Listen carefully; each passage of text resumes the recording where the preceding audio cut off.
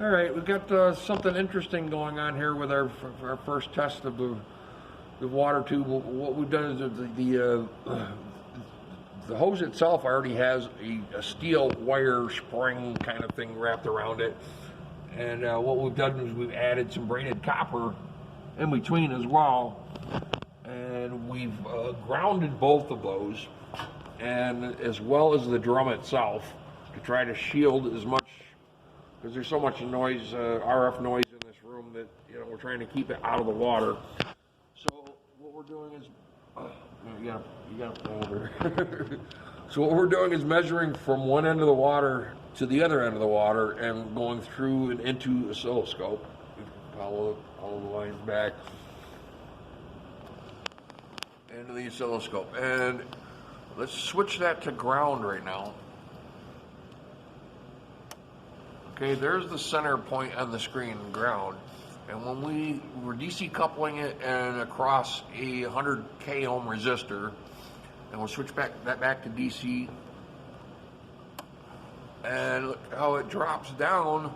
It's on a 50 millivolt per increment setting right now, and just by sitting here, the battery, the water tube, is acting like a DC battery somehow. It's got 100 millivolts of DC potential between one end of the water and the other.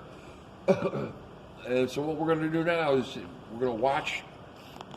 Actually, let's turn the dial one increment clockwise so that it drops it down. There we go.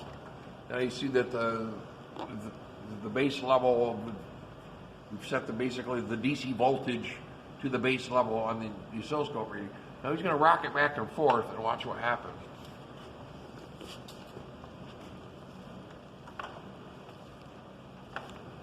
Slowly but surely, and the more violently he rocks it, the more quick. And yeah, just one.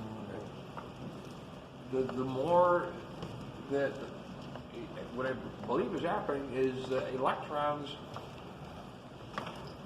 The whole system is losing electrons because everything is getting more positive.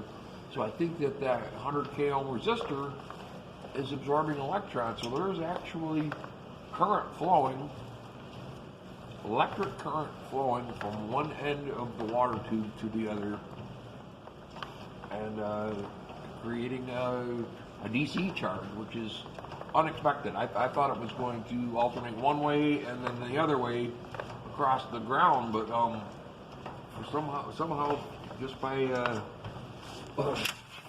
exciting it mechanically, there you can stop it. It creates a DC charge in the water, and if you sit and watch it, eventually it settles back down again. I think it's absorbing electrons from the ground through the PVC hose back into the water again, and creating an equalization. And that's just with one tube with plain water.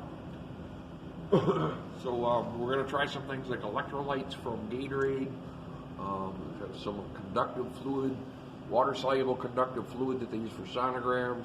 We're going to try some gelatin, just a little bit of gelatin to cause the water just to thicken a little bit. And we're going to try extra tubes, and we're going to connect them in different orientations, in parallel and series, to see how much electrical power we can generate with it. And if we can get enough, I'm going to use that power to drive solenoids that will keep the tub rocking back and forth on its own. If I can get enough electricity out of all this water motion to work the solenoids, then it should be a self-contained rocking mechanism that runs on its own electrical power, produced by the fourth state of water. I believe it is the easy water properties of regular water. That's it.